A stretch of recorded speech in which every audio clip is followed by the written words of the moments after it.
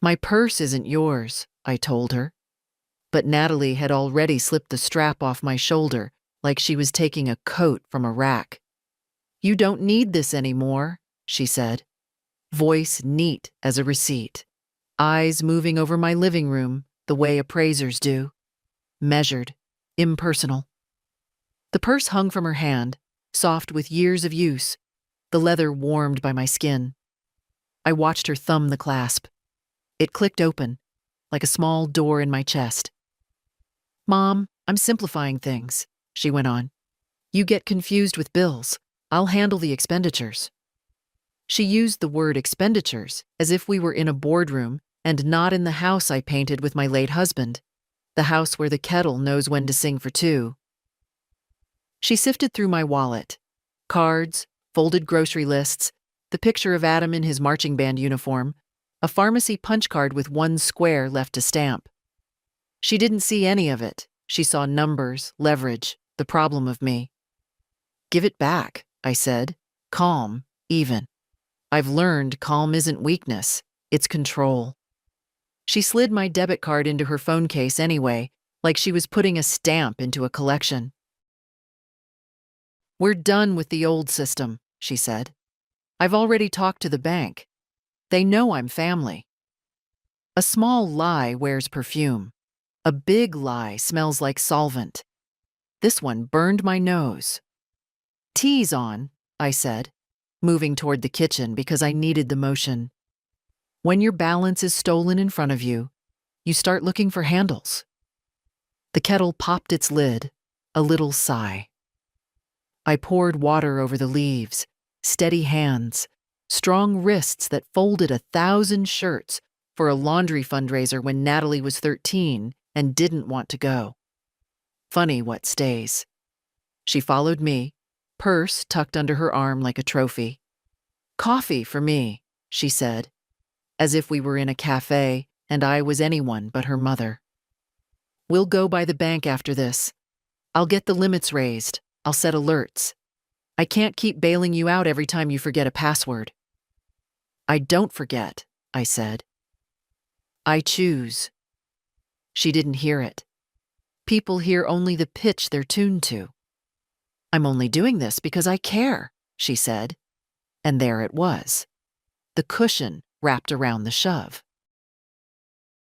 You'll thank me when everything's streamlined. When water is forced into a narrow pipe, I said, it screams. The kettle made a thin sound just then, as if to back me up. I set a cup in front of her. She didn't touch it. She was all movement, notifications lighting her screen, messages from her husband, a photo of a lamp she wanted for their dining room. My purse sat between us, small and faithful. I sat. I took in my own house. Threadbare rug by the back door, the spider plant that refuses to die, the picture of Adam with his first car, beaming at a dent like it was a medal. I heard a bird testing notes on the gutter. Life kept moving in its humble gears while my daughter counted the teeth. Natalie, I said, and she glanced up.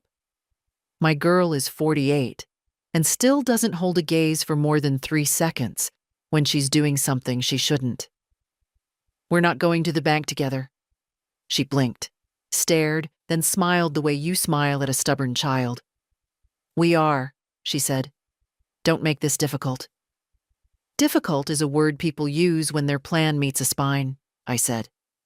Her smile twitched and died. Mom, enough. She stood, impatience drumming through her hands. You keep the house. I'll take the logistics. I'm signing on to everything. It's safer. You'll have an allowance. I'll make sure your prescriptions are filled. You can just... She fluttered her fingers, searching for something polite. Rest. I looked at those fingers. Polished. Quick.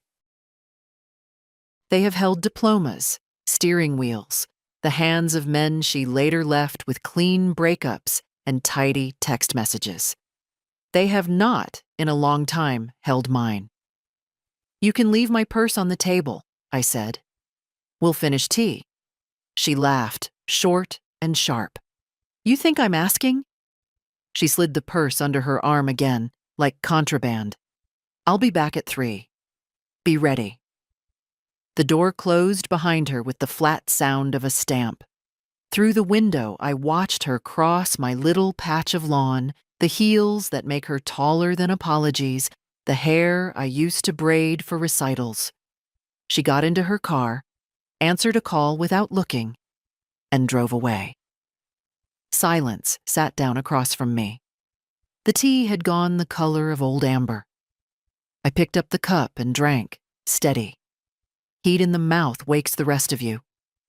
On the table, the pale ring from her untouched saucer looked like chalk around a body. I took the purse back from the chair where she'd set it last week. I emptied it gently.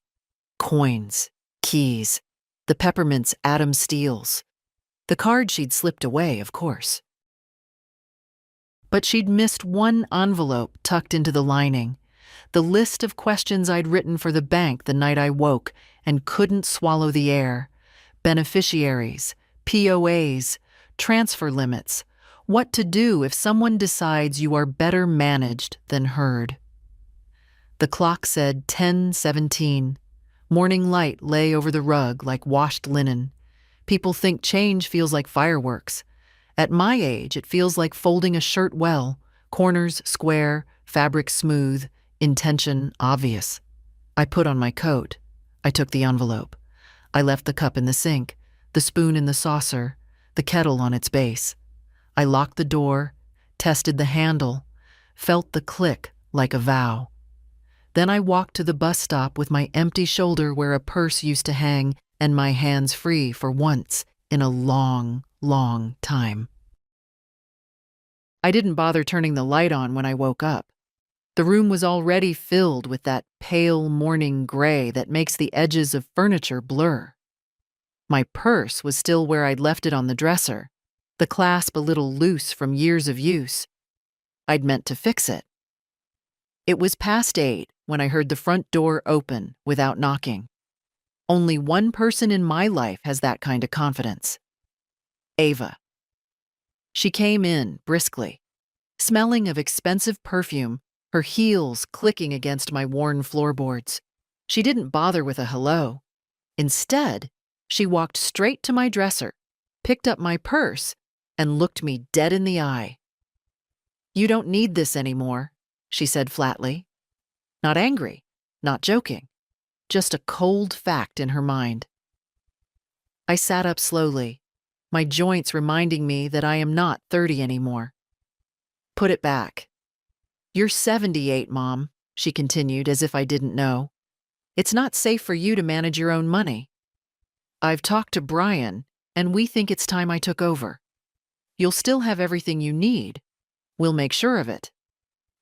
I'd heard that tone before, years ago, when she wanted to sell my late husband's truck. "It's not practical," she'd said then. Now she was using it on my life. "Leave it," I repeated. She sighed, the way a teacher sighs at a slow student. "Don't be stubborn. You could get scammed, or forget to pay bills. Let's make this easier for everyone." Her hand tightened on the strap. I realized then she wasn't here to talk. She was here to take. I stood up, slow but steady. "Ava, I'm going to make some tea. When I come back, I expect my purse to be where it was." She gave me a small smile, the kind that never reached her eyes. "You'll thank me later." I walked into the kitchen, put the kettle on, and picked up the phone. The bank answered on the second ring. "This is Margaret Henley. I'd like to close my primary account. Today." The clerk hesitated. "Mrs. Henley, that account has—" "Yes, I know exactly what it has. I'll be in before lunch to sign whatever you need. But until then, freeze it. All of it." A pause, then. "Understood, ma'am. We can temporarily block all transactions until your visit." "Good." I hung up. The kettle was still heating when I returned to the bedroom. The purse was gone. So was Ava. I was at the bank by 10. The morning air had that sharpness August sometimes carries, like it's warning you summer is nearly done. I stepped off the bus and stood for a moment on the sidewalk, letting the warmth from the bricks seep through my shoes. People hurried past, coffee cups, phones pressed to ears, all of them busy with their own concerns. Inside, the bank smelled faintly of polish and printer ink. A young teller with perfect eyeliner smiled without showing teeth. "How can I help you today, ma'am?" "I need to close my checking account," I said, "and move the funds somewhere safer." "Of course. Do you have your ID?" I handed over my driver's license. She typed for a moment, her nails clicking against the keys, then glanced at the screen. "It's a joint account with Ava Kent?"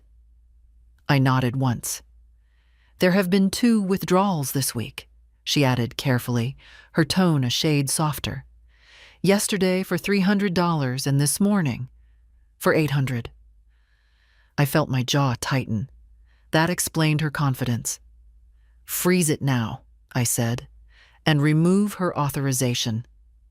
The teller straightened. "We'll need your signature for that."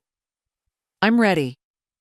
10 minutes later, I was sitting across from Mr. Calder, the branch manager, a man in his 50s with silver hair that didn't quite match his young-looking face.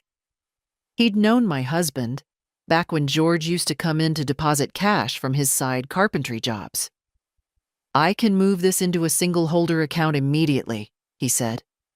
"But if you're worried about access, we could also place the funds into a trust in your name, with a designated beneficiary." "Beneficiary?" "Someone you choose. The money wouldn't be available until you're gone. But you could still draw from it while you're alive. It prevents other parties from interfering." I thought of Adam, my grandson, who comes by on Sundays without asking for anything more than a slice of pie. I thought of how his hands shake when he's excited, just like George's did.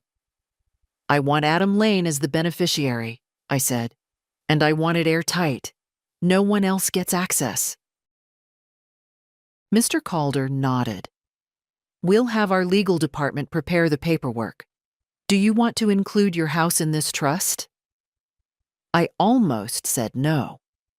Then I remembered Ava's offhand remarks over the years about how big houses are wasted on one person, how we should think about downsizing you before you fall and break something. "Yes," I said. "The house, too." An hour later, I walked out of the bank with a temporary debit card for my private account, a folder of documents, and an appointment with their lawyer for next Tuesday. My balance was safe. My home was safe. For the first time in months, I felt my shoulders drop from where they'd been living up near my ears. On the bus ride home, I watched the city slide past, the bakery with its chalkboard sign for scones, the hardware store George loved, the old elm tree in front of the library where Adam once climbed too high and froze. I thought about Ava. She'd be furious when she found out. Maybe she already was. The house was quiet when I came in. My purse was on the hall table, emptied of everything except a single crumpled receipt for milk. She'd even taken the coins. I set it aside. At 2, the phone rang. "Mom, hi," Ava said, voice bright and false. "I went ahead and paid some bills for you this morning, just to help out." "Thank you," I said, as evenly as I could. "Though I took care of my banking today, everything's in order."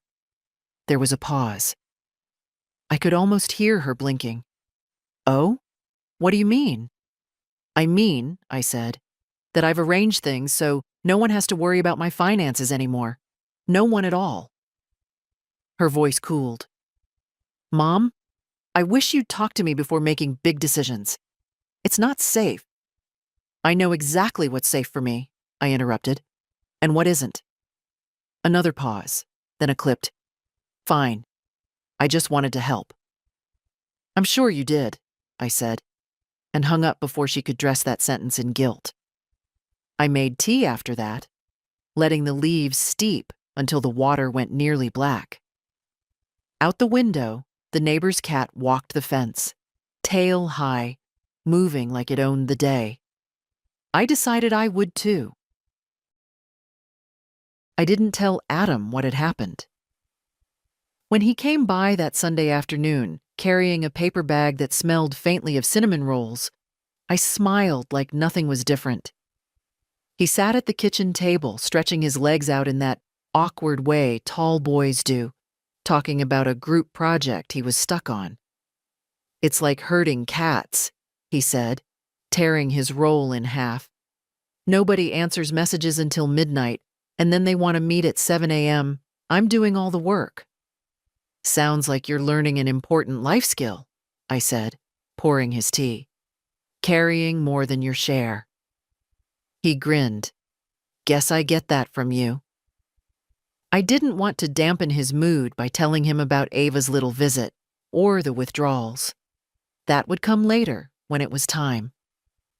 For now, I wanted to keep our Sunday ritual intact. Pie, tea, and talk, uninterrupted by the sort of ugliness that can harden a young man's heart too soon. Still, I found myself studying him when he laughed, thinking about how quickly time moves. I remembered the first day I babysat him alone, Ava dropping him off with a bag full of bottles and instructions that might as well have been written in a foreign language. He'd looked up at me from his blanket, utterly trusting. That kind of trust is a currency you can spend only once. After he left, the house felt quieter than usual. I wandered into the bedroom and opened the top drawer of my dresser. Under a stack of scarves lay the small brown envelope I'd brought home from the bank. I slid it out and opened it, looking again at the preliminary trust paperwork. My name. Adam's name. The house and funds clearly listed. It felt solid in my hands, like a lock clicking shut. That night, I dreamt of George. Not the sick George from the hospital bed, but the one with strong hands and a tan from working outside. In the dream, we were painting the kitchen. He was standing on a chair, telling me to keep the brush wet, while I pretended not to notice he'd already dripped green on the floor. I woke smiling, then felt that small, hollow ache when you realize the person you miss most is still gone. The next morning, I called the lawyer Mr. Calder had recommended. Her name was Ruth Myers, and her voice was brisk but kind. We made an appointment for Tuesday at 11 SAS. You'll need your identification, proof of property ownership, and any documents relating to your existing accounts, she said. I have them, I told her. After I hung up, I made myself a list. I've learned over the years that lists are armor. If you can see a task on paper, it loses some of its teeth. Around noon, Ava called again. Mom, I've been thinking, she began, in that careful tone she uses when she's trying to sound reasonable. Managing money is stressful. You've got enough on your plate without worrying about paying bills or keeping track of balances. Why don't we set up an automatic transfer? I can handle the household stuff, and you can just relax. I let her talk. It's funny how people reveal themselves when you don't interrupt. She went on about convenience, peace of mind, modern banking, all of it dressed up like a favor. When she finally paused, I said, Ava, you've made it very clear you think I'm not capable of handling my own affairs. That's not what It is, I said gently. But here's the thing. My affairs are mine, and they're taken care of. There's nothing for you to manage. The silence that followed was thick enough to chew. Well, she said finally, I just hope you don't regret shutting out the people who care about you. I smiled to myself. If anyone cares about me, Ava, they'll care without needing my bank card. After she hung up, I went back to the list on the table, underlining the next item. Make copies of all documents. The copier in the library down the street wheezed and groaned as it spat out the pages, but I left with 2 neat sets. One for me, one for the lawyer. On the walk home, I passed the bakery. Through the window, I saw a young woman with her head bent over a laptop, hair falling like a curtain. She looked so much like Ava at that age it startled me. Back then, she'd sit at the kitchen table with her homework, muttering about math problems, accepting a plate of cookies without looking up. Somewhere between then and now, the space between us had filled with ledgers and conditions. At home, I put the documents in the desk drawer, right under the address book. I made tea, sat by the window, and watched the late sun catch in the neighbor's wind chimes. They didn't make much sound, just a soft shift, like something deciding whether to speak. I decided I'd wait until after the lawyer visit to tell Adam. When I did, I'd make sure he understood exactly why. I heard the front door click open before the bell rang. Garrett never did have patience. "Mom, we have to talk," he said, stepping inside without waiting for an answer. His face was tight, jaw clenched. "Marissa's furious.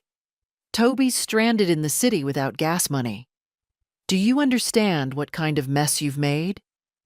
I stayed seated at the kitchen table, my hands folded over the teacup. "I understand perfectly. For once, I'm not the one cleaning it up." He tossed his keys onto the counter. "You can't just pull the rug out from under your own family. We have responsibilities, payments." "You have payments," I corrected. "I had them too, until yesterday. Now they're yours again." He paced. "This isn't like you. What happened? Is this about the dinner? Marissa said—" I cut him off. "Don't you dare soften it. You sent me that message. You told me your wife didn't want me there. You didn't even pick up the phone to apologize before showing up here with your list of needs." His voice dropped. It was a bad moment. I was trying to keep the peace. "By sacrificing me," I said, my voice quiet but sharp enough to stop him mid-step. "You've been keeping the peace for years that way, and I've been paying for it." He finally sat down, rubbing his forehead. "We're in over our heads. Without your help, we could lose the house. Do you want that on your conscience?" "No, Garrett. I don't want a house I paid for to be my leash. And if losing it is what it takes for you to remember how to stand on your own 2 feet, then maybe it's worth it." He stared at me for a long moment, then tried a different tactic, soft, almost pleading. "Mom, we're family." "We are," I said. "Which is why I hoped respect might come with it. But you've made it clear it doesn't." The kettle clicked off behind me. I poured the water, the steam rising between us like a curtain. "Tea?" I asked. He shook his head. "I can't believe you're doing this." "I can't believe it took me this long," I replied. For a moment, neither of us spoke. He drummed his fingers on the table and I sipped my tea, letting the silence settle the way it always does before a storm passes, or breaks. Finally, he pushed back his chair. "Fine. But when things fall apart, don't expect us to come running back here with smiles." "You've made your choice." I met his eyes. "Yes, Garrett. I finally have." He left without slamming the door, but the sound of his car pulling away was louder than any argument we'd ever had. The house was still again. I rinsed my cup, dried it, and set it back in its place. Through the window, the late afternoon light slanted across the garden, catching on the old roses James had planted decades ago. They'd bloomed this year without anyone tending them, stubborn and unapologetic. For the first time in years, I realized I wanted to be like those roses. By the next morning, the air in the house felt different. Still quiet, but not heavy. The kind of quiet that lets you think without feeling watched. I made coffee instead of tea, a small rebellion against my own habits. The phone sat face down on the counter. I hadn't turned it on since Garrett left. Let them stew in their confusion a little longer. I had an appointment at the bank at 10, and I intended to walk in without the weight of their voices in my ear.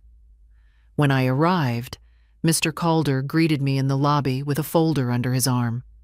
"Morning, Mrs. Lane. We've prepared the trust paperwork for review."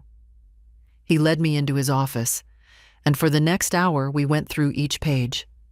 The language was clean, no loopholes, no vague clauses. My house, my savings, and the small parcel of land George bought years ago were now secured in a trust with Adam as sole beneficiary. "This means," Mr. Calder said, tapping the last page, "that no one else can touch these assets without your explicit consent, even in emergencies." "Especially in emergencies," I said. "That's when people stop asking and start taking." He smiled faintly. "I'll file this with the legal department today. You'll have a certified copy next week." When I left the bank, I didn't head straight home. Instead, I walked down Main Street, stopping at the stationery shop. I bought a small lockbox, fresh envelopes, and a ledger book. At the pharmacy, I picked up my prescription and a tin of peppermints for Adam. It felt good to buy things without the ghost of someone else's wish list hanging over me. Back at the house, I set the lockbox on the kitchen table. Inside went the trust documents, the deed to the house, and the spare key to the safety deposit box. I labeled the envelopes in neat handwriting, utilities, property taxes, personal savings, and slid them into place. The phone buzzed from where I'd left it. I let it ring.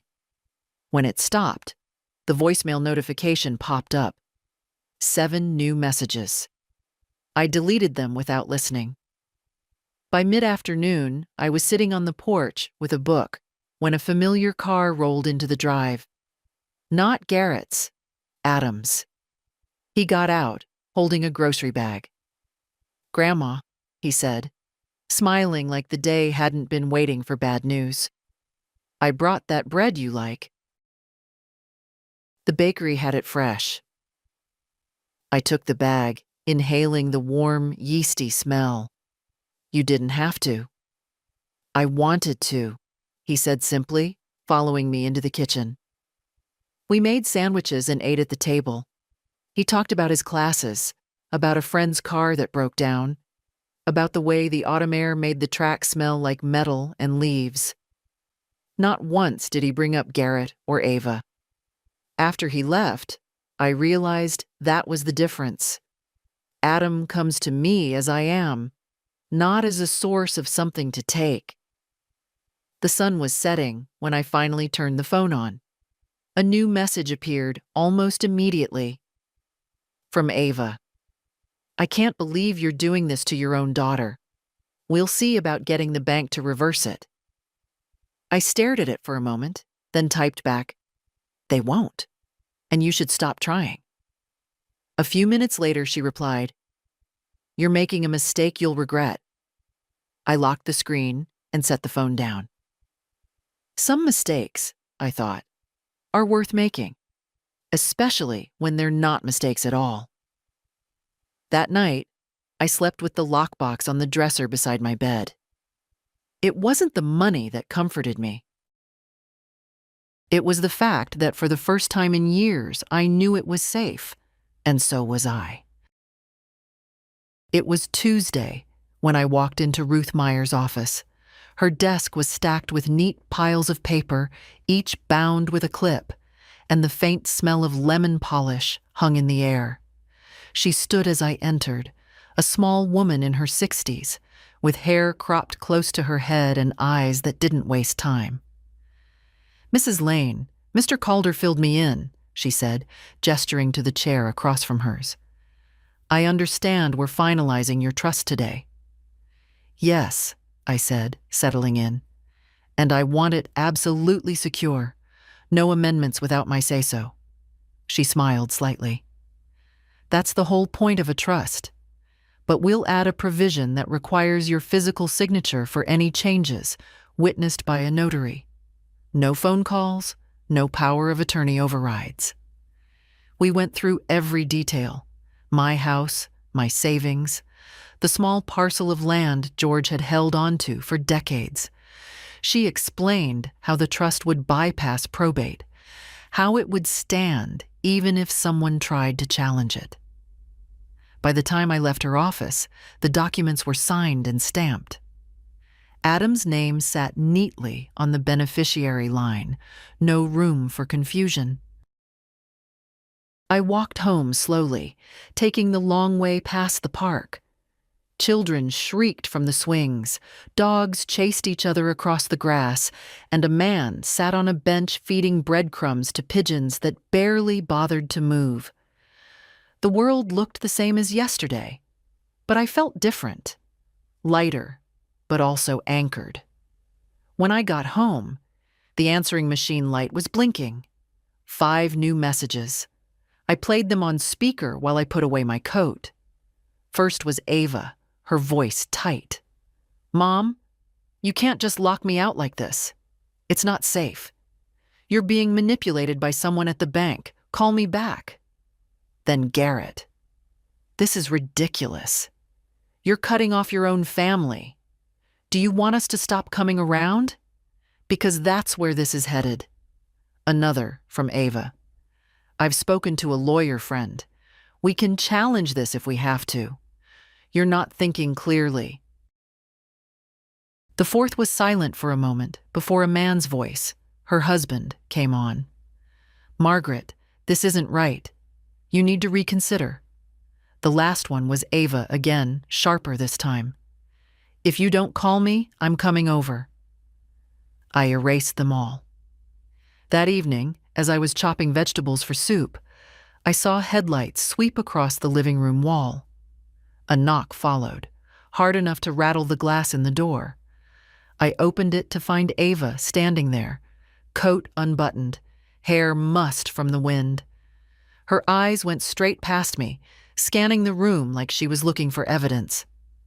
"We need to talk," she said, stepping inside without waiting. "No," I said.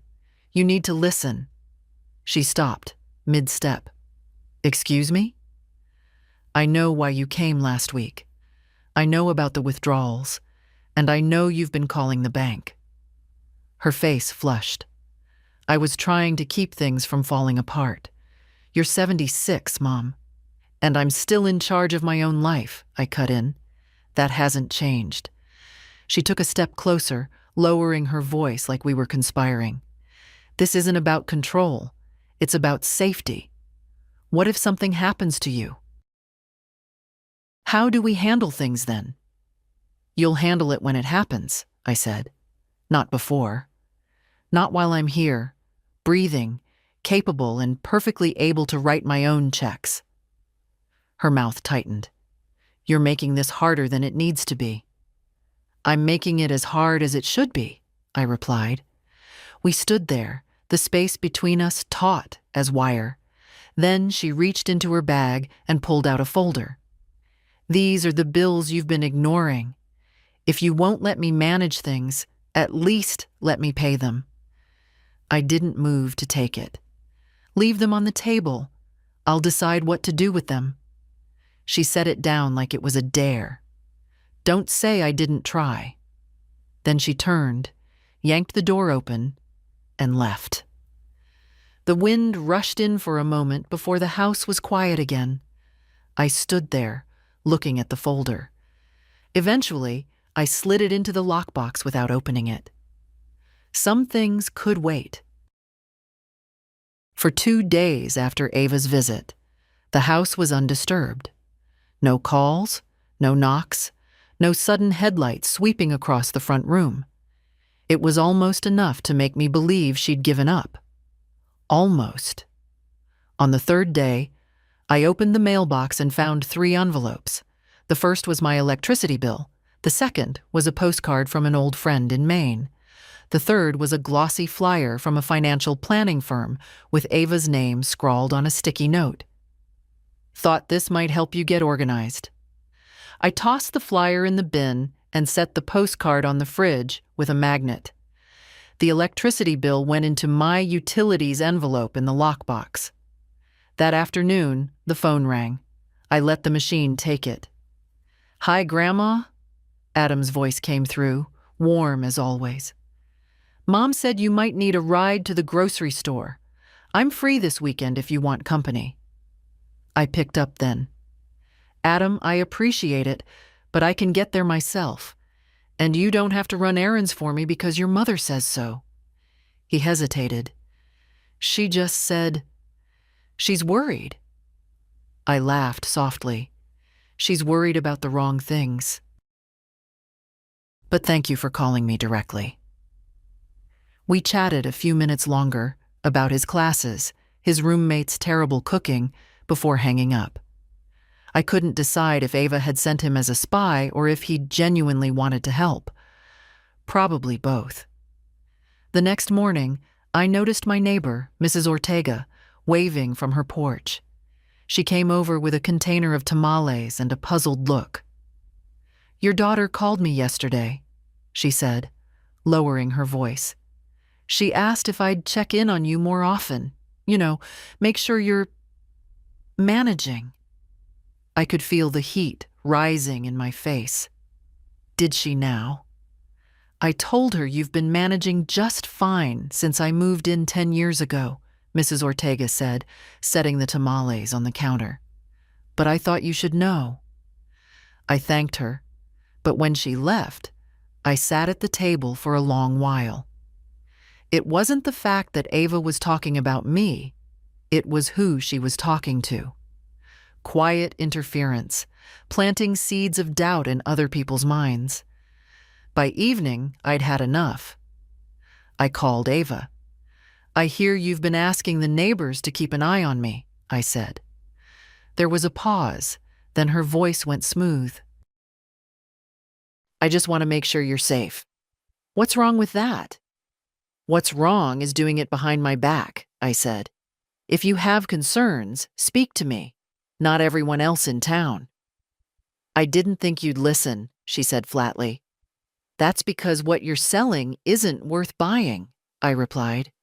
She sighed, the kind of sigh people use when they want to sound put upon. "I'm trying, Mom. You make it impossible." "You're not trying to help," I said. "You're trying to get back something you lost, and you won't." I hung up before she could answer. That night, I made myself a plate of Mrs. Ortega's tamales and ate them slowly, the spice warming my mouth. Outside, the street was quiet, just the occasional hum of a passing car. In the lockbox, the folder of bills Ava had left still sat untouched. I thought about shredding it, but decided against it. Sometimes, letting something sit is more powerful than throwing it away. It reminds you every day of the thing you chose not to accept. Before bed, I wrote Adam a short note. Nothing about the bank or the trust, just an invitation for pie on Sunday. I figured it was time to start talking to him about the things that matter before someone else tries to speak for me.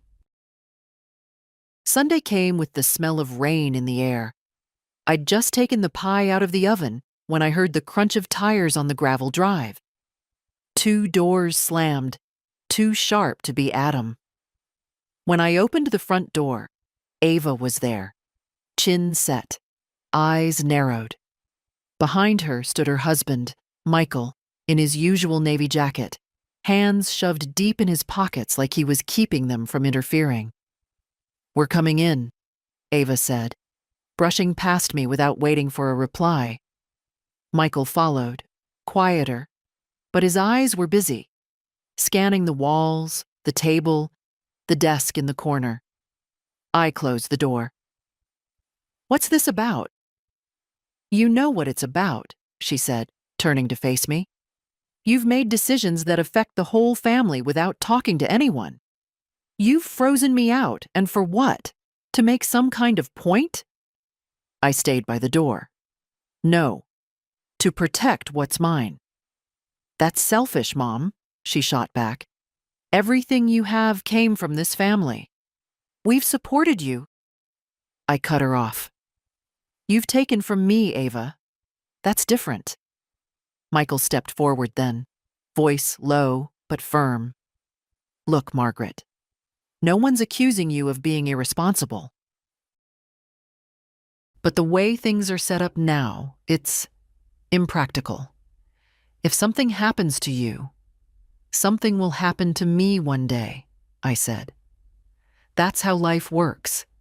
But until then, I'll be the one deciding what happens to my home and my accounts." Ava crossed her arms. "You're acting like we're strangers trying to rob you. We're your family." "Family doesn't mean unquestioned access," I said. "Family means trust, and you broke that when you took my purse and my card without asking." Her mouth tightened. "You're exaggerating." "Am I?" I asked. "The bank records say otherwise." Michael tried a different tack. "Maybe we can compromise. Keep Ava on the account for emergencies, but—" I shook my head. "There's no compromise on boundaries. Once they're crossed, the only fix is to rebuild them higher." Ava's voice rose. "Do you even hear yourself? This is insane.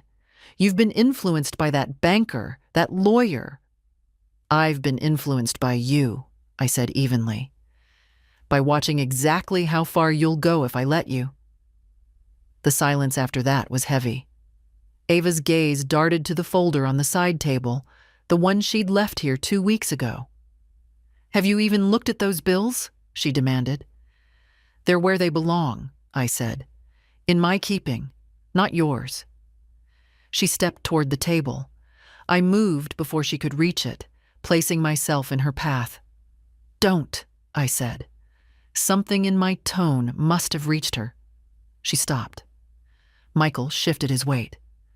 "Ava, let's go." She looked at him, then back at me. "You're going to regret this," she said. Her voice wasn't loud anymore, but it was colder. "Maybe," I said. "But it will be my regret to live with, not yours." They left together, the door clicking shut behind them. Through the front window, I watched their car back out too fast, gravel spitting from the tires. The house felt warmer without them in it, as if their absence let the air settle again. I sat at the kitchen table with a slice of pie, the crust still warm, the filling sweet. Halfway through, Adam's car pulled up. He came in smiling, holding a carton of ice cream. "Perfect timing," he said, seeing the pie. We ate together, talking about nothing urgent, the way I like it. But in the back of my mind, I knew this wasn't over. Ava wasn't the type to walk away quietly. After Adam left, I washed the dishes and dried them one by one, feeling the familiar rhythm calm me. Then I went to the lockbox, checked that everything was still in place, and closed it with a satisfying click. Some people fight battles loudly. I've learned to win mine quietly, one locked door at a time. 2 days passed without a word from Ava. That should have been a relief, but it felt more like the air before a storm. Still, but charged. I busied myself with small things, washing the curtains, trimming the dead blooms from the roses, baking a loaf of bread I didn't really need. On Thursday morning, the phone rang. The caller ID showed her name, and I let it go to the machine. Her voice floated through the speaker, softer this time, almost trembling. "Mom, I hate that we're fighting. I've been thinking a lot about Dad, about how he wouldn't want us like this. We're family. I miss just sitting and talking with you. Can we meet for lunch? My treat. I could hear the catch in her throat, the pause she left at the end for me to pick up. I didn't. An hour later, there was another message. I know I messed up. I was just trying to help, even if it didn't come out right. Please don't shut me out. I love you. It would have been easier to believe if she hadn't slipped a flyer for a financial firm into my mailbox last week. That evening, she called again, and this time I answered. Hello, Ava. Her voice brightened instantly. Mom. Thank you for picking up. I've been so worried about you. I'm fine, I said. I don't think you are, she said gently. You're alone in that big house, managing all those bills, keeping track of everything. It's a lot, even for someone younger. I just want to make things easier for you. I let her talk, noting how she'd traded the sharp edges for soft ones, replacing demands with concern. Easier for me or for you? I asked when she paused. For both of us, she said quickly. Think about it. If I handled the accounts, you wouldn't have to stress over due dates or paperwork. You could just enjoy your time. I could take you out more. We could travel. Travel, I said, smiling to myself. And who would be paying for that? She laughed lightly. Well, between us, it wouldn't matter. It's all the same money, Mom. Family money. That's where you're wrong, I said. It's mine, and I'll decide where it goes. The warmth drained from her voice. Why are you being so stubborn? Because stubbornness is what's left when trust runs out, I said. She was quiet for a moment, then tried again. I don't want to fight. Just, please think about it. I'll drop by tomorrow with lunch. We can talk in person. No, I said, firm. If you want to see me, you can come on Sunday. Adam's coming too, and we will not be discussing my finances. There was a pause. Fine, she said, and the call ended. When Sunday came, she arrived with a salad in a plastic container, her smile bright but tight. Adam was already there, helping me set the table. The three of us ate together, the conversation sticking to safe topics: weather, Adam's classes, the cat Mrs. Ortega had adopted. But every so often, I'd catch Ava glancing at the desk in the corner, where my lockbox sat under a stack of newspapers. She never asked, and I never offered. After lunch, Adam helped me wash the dishes while Ava wandered into the living room. I could hear her moving around, too quiet to be casual. When I went in, she was standing by the bookshelf, running her finger along the spines. Looking for something? I asked. She smiled, but her eyes slid toward the desk. Just admiring how organized you are. I walked past her, resting my hand on the desk lid. Everything important is where it belongs, I said. She gave a little shrug, as if to say she hadn't been caught, and went to sit on the couch. When they left, I moved the lockbox into my bedroom closet, just in case. That night, I thought about how Ava's approach had shifted, how she'd traded force for sugar, but the goal was the same. Some people change tactics when a door won't open. Others keep pushing the same one, just more quietly. Ava, I realized, was doing both, and I'd have to be ready. It was late afternoon when the call came. I was in the garden, clipping back the lavender, when the phone rang inside. By the time I reached it, Ava's voice was already spilling into the room through the answering machine. I don't understand you anymore, Mom, she said, a tremor in her words. I've done nothing but try to help, and you treat me like a thief. Do you know how that feels? To have your own mother think the worst of you? I stood by the counter, listening. Garrett and I have been talking, she went on. He thinks you've been influenced by people who don't have your best interests at heart. This isn't like you. You used to trust me. I just want things to be the way they were." The machine clicked off. I didn't call back. Instead, I made tea and took it to the porch. I knew this game, turning the story inside out, making herself the wounded party. It had worked before, on others. Not on me, not anymore. The next morning, she showed up unannounced. No knock this time. Just the front door swinging open and her voice calling. "Mom? We need to talk." I met her in the hallway. "You need to call before coming over," I said. She ignored that. "I can't sleep. I'm worried sick about you. You've shut me out of everything. Do you have any idea what that's doing to me?" Her voice cracked, just enough to make it sound real. She stepped closer, her hands clasped in front of her like she was praying.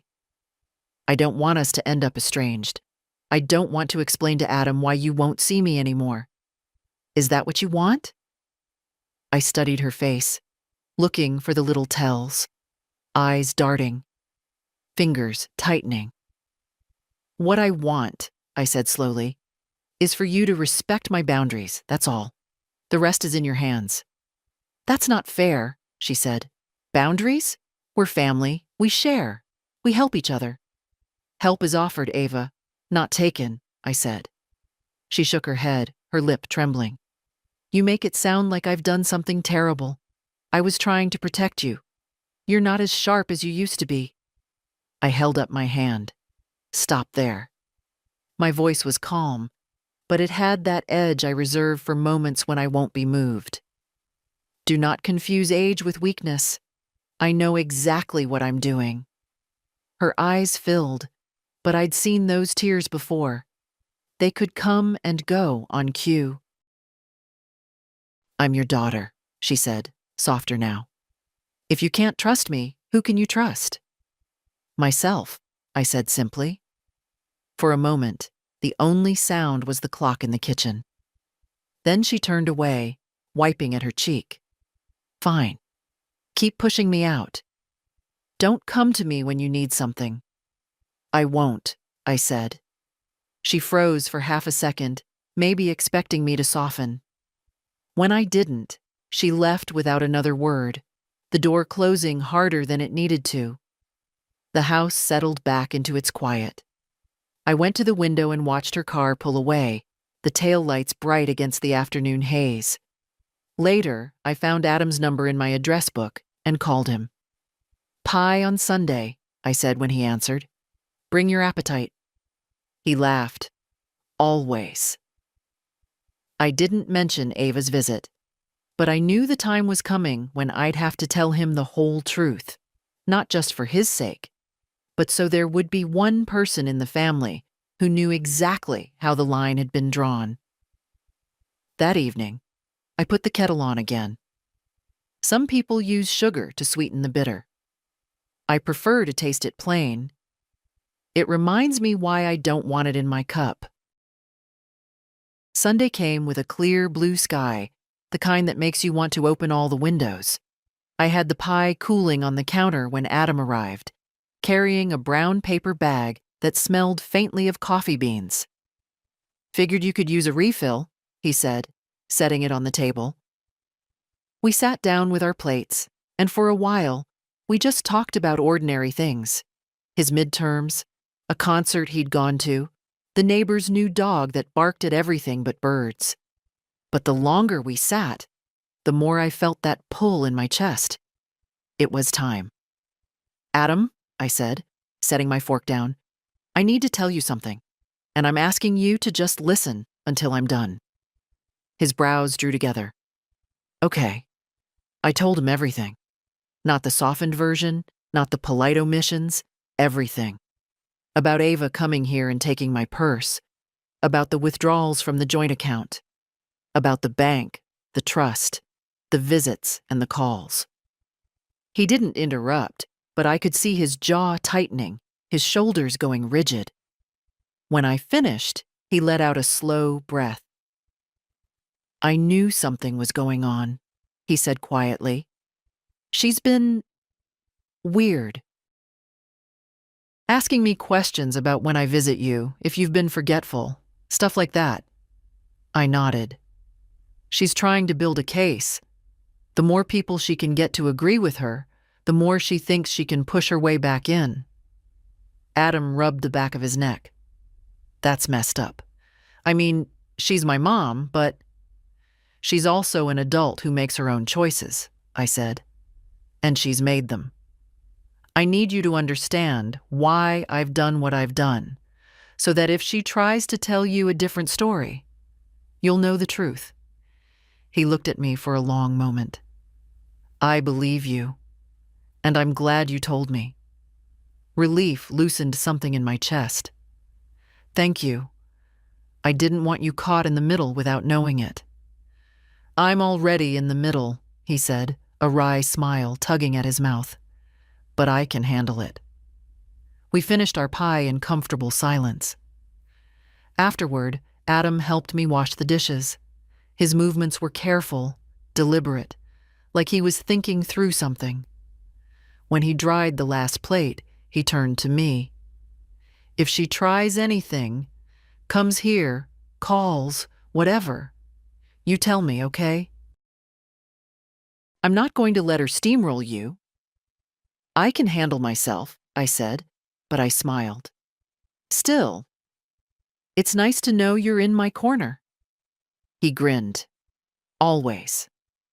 After he left, I stood for a moment in the doorway, watching him drive away. There was a lightness in me I hadn't felt in weeks. Not because the situation was fixed, but because I wasn't carrying it alone anymore. That night, I took the lockbox from the closet and checked it again. Everything was in place. I slipped a note inside, just a simple line in my handwriting. Adam knows. I don't know why I did it. Maybe as a reminder to myself that the truth has already been passed to someone who will protect it.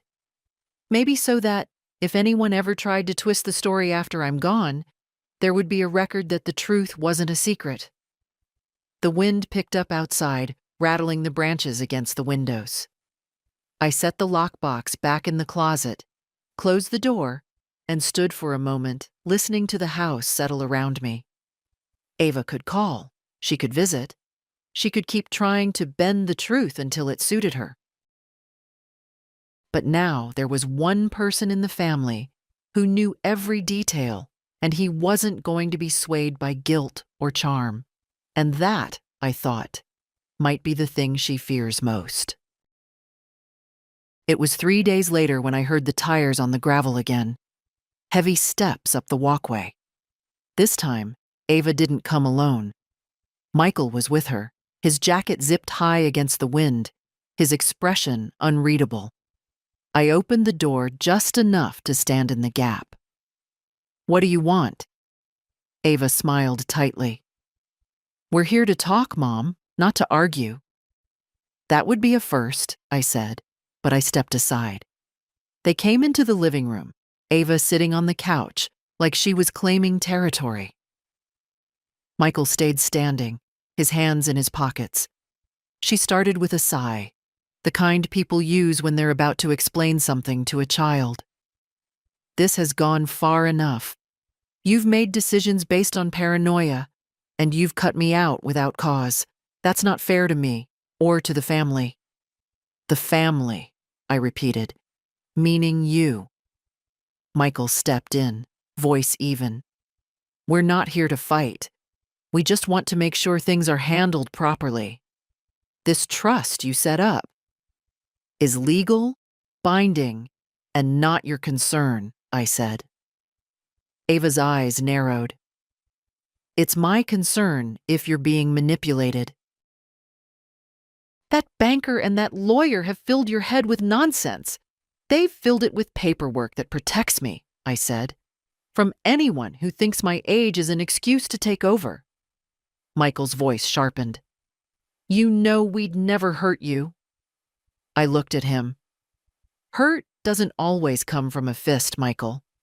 Sometimes it comes from a pen or a withdrawal slip. Ava's jaw clenched. "You're making me sound like a criminal. I'm your daughter." "And I'm your mother," I said, "which means I'm not here to be managed by you. I'm here to live my life until I can't anymore, and I'll decide when that time comes." She glanced toward the corner where my desk sat. I saw her eyes flick to the stack of newspapers that covered the lockbox. I didn't move, but I felt my whole body go still. Michael shifted, stepping toward the desk as if to lean against it. "We're not asking for much. You're asking for everything," I said, my voice low now. "And I've told you the answer." Ava stood suddenly, her face flushing. "This is ridiculous. You've chosen Adam over me. You've made it clear who you trust, and it's not your own daughter." "I've chosen the person who doesn't treat me like a vault to be cracked," I said. Michael stepped forward again. "We'll leave, but think about what you're doing. Once you're gone, all of this will cause nothing but resentment. Is that what you want your legacy to be?" "My legacy," I said, "will be knowing I kept control of my life until the end. Resentment is someone else's problem." Ava's voice dropped, almost to a whisper. "You'll regret this, Mom." I met her eyes. I've regretted being too generous. I've never regretted being careful. The silence that followed was thick. Finally, Michael put a hand on her arm, guiding her toward the door. She didn't look back. When they were gone, I locked the door and went to the window. Their car sat at the end of the drive for a long moment before finally turning onto the road. I sat at the kitchen table with a cup of tea, letting the steam rise between my hands.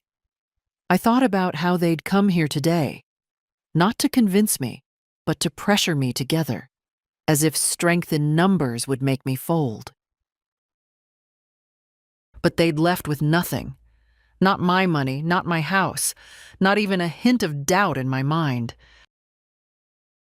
The following Tuesday, I took the bus into town for my final meeting with Ruth Myers. The air was crisp enough to make my knuckles ache, but I welcomed the sting. It reminded me I was still moving, still making my own way.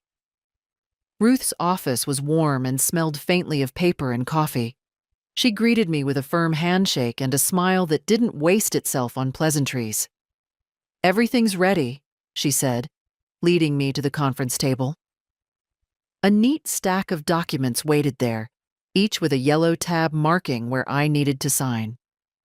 "This," she said, tapping the first page, "is the finalized trust agreement. It lists your home, your savings, and the parcel of land as assets, with Adam Lane as sole beneficiary. It's airtight. No one, not even a family member, can override it without your consent." I took the pen she handed me. The tip moved smoothly across the paper, my name flowing into the space where it belonged. With each signature, I felt the knots in my shoulders loosen a little more. We moved on to the deed transfer, placing the house into the trust. "This will prevent probate," Ruth explained.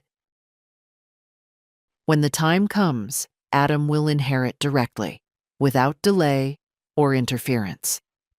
I signed again, my hand steady. When the last page was complete, Ruth gathered the stack and placed it into a large manila envelope. "You'll get certified copies within the week. The originals will be stored securely, and I recommend you keep one copy in your lockbox at home." "I will," I said. She leaned back in her chair. "You know, most people your age come in here with their children.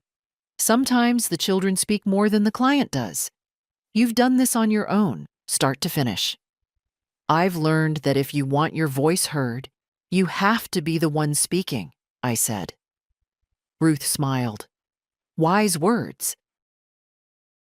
When I left her office, the sun was high enough to cast long shadows down Main Street. I decided to walk instead of taking the bus right away. I stopped at the bakery for a loaf of sourdough and a small coffee. The girl behind the counter knew me by name and slipped a cinnamon bun into the bag on the house. By the time I reached the bus stop, I felt lighter than I had in months. Not because I thought Ava would stop trying, she wouldn't, but because the matter was no longer open for debate. The papers were signed, sealed, and filed. It was done. Back home, I made myself a simple lunch and sat at the kitchen table with the lockbox in front of me. I unlocked it, placed the manila envelope inside, and closed it with a firm click. Then I slid the box back into the closet under a folded quilt. The phone rang once, then twice, before the machine picked up. Ava's voice filled the kitchen again, smooth and practiced. "Mom, I heard you've been back to the lawyer. I wish you'd told me. We could have gone together, figured this out as a family." I didn't answer.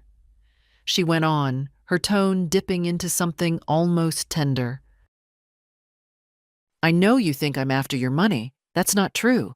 I just want to make sure you're safe. We can still fix this. Call me."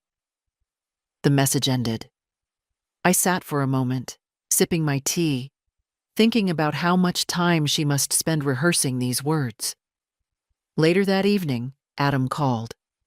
"How did it go?" he asked. "Done," I said. "It's all in writing now." "That's good," he said, relief in his voice. "I'm glad you didn't wait." "So am I," I replied. We talked a little longer, mostly about the cinnamon bun I'd saved for him. When we hung up, I felt the quiet of the house wrap around me. Not the heavy quiet of being watched or judged, but the gentle kind that comes when you know your decisions are your own. For the first time in weeks, I slept through the night without waking to the sound of imagined footsteps. A week passed without storms. I weeded the beans, ironed a pile of pillowcases, sent Adam home with the cinnamon bun and a jar of plum jam. The phone rang often, then less. Silence, I've learned, is a kind of apology. Never spoken, but offered by those who run out of arguments. On Thursday, the bank called. A careful young voice informed me someone had tried to use an old authorization at a branch across town. It was declined, flagged, documented. Would I like to speak to the manager? I said no, thank you. I had already spoken with myself, and that conversation mattered most. By Saturday, the sky had cleared into the color of a good enamel bowl. I baked a small chicken, set the table for one, and opened the windows. The knock came just before 4. I knew it was Ava by the pause between taps, the tiny intake of breath she always made before stepping into a room. I opened the door but didn't move aside. She held a bouquet from the supermarket, tulips that were past their prime, stems sweating inside cloudy water. "I don't know how to stand here," she said, voice tight. "As your daughter? As a stranger?" "I brought flowers." "You can stand as you are," I said. "The vase is full. Say what you came to say." "I came to return this." She pulled my old leather purse from her tote and set it gently on the hall table, as if it were a sleeping thing. "It's yours. It always was." She swallowed. I was scared. Money makes people do stupid things. I thought if I didn't act, you'd be taken advantage of. And then, I became what I said I feared. She looked smaller than I remembered, shoulders hunched like a girl caught in the rain. "I'm not asking for money. I'm asking for a way back." I let the words sit between us. The purse was scuffed along the corners. The zipper, the one she once tugged without asking, glinted in the light. "A way back is not a loop," I said. "It's a road with markers. If you want to walk it, you'll know you're on it by how you behave when no one's watching." "I don't know what that means." "It means you call before you come. You don't raise your voice in my house. You don't touch my mail, my keys, my purse. You don't speak about my mind as if I'm not in the room. We can have tea on Sundays. We can talk about the garden. We cannot talk about my accounts." Her eyes lifted. "And Adam is off limits. He is not your messenger, and he will not be pulled into sides. If you have words for me, use your own mouth." Ava nodded once, then again. "I can do that," she said. And for the first time in weeks, she didn't sound like she was performing. "I don't want to be the woman who barged in and grabbed her mother's life because she was afraid of losing her own." "You already were," I said. "But you don't have to keep being her." We stood in the hallway, two women in their own weather.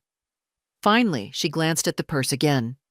"There's nothing missing," she whispered, as if confessing to the air. I checked. Then a thin smile, self-mocking. "Old habit." "Old habits can retire," I said. She asked if she could hug me. I told her not today, and watched the shame and relief fight across her face. Boundaries bruise when they're new. Later, they hold you up.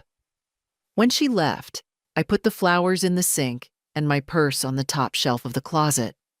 I made tea, the good kind Adam brings, and carried my cup to the porch. The street breathed, children on bicycles, a dog with more bark than sense, Mr. Keegan watering tomatoes like he expected an applause. After a while, Adam arrived. I had called him earlier to say nothing urgent, just pie tomorrow if he was free. He sat on the step below mine, long legs sprawled, the easy way of youth. "She come by?" he asked. "She did. We have an understanding." He nodded, not pressing for details. That boy knows the difference between curiosity and care. We talked about his exam, the old Ford he wants to nurse through another year, the lake he might drive to in summer. When he left, he kissed my cheek and said, "Proud of you." The words landed where years of noise could not. As the light faded, I wrote 2 notes. The first I tucked into the lockbox with the documents. Home placed in trust. Choices made clear. Love does not require proof of funds. The second I left in the purse on the shelf. If you are opening this without asking, close it. Then try again with the doorbell. I washed the dinner plate, turned the key in the door, and stood in the quiet house that had sheltered my best and worst days. I am not a martyr or a judge. I am an old woman who has finally learned that dignity is not a gift people hand you when they are moved enough. It is a line you draw and hold, even when your hand shakes. I loved my daughter when she crossed it. I will love her if she learns to see it. And if she doesn't, I will still sleep well, because I chose myself without shouting. And I did not let fear dress itself up as care and take my name. Tomorrow there will be coffee and pie, a phone that rings less often, a garden that insists on growing. If peace has a sound, it is the creak of a clean floor and a kettle coming slowly to boil. If any part of this story felt familiar, tell me your line, the one you drew and held. Share your thoughts below and follow for more quiet victories from women who refuse to disappear.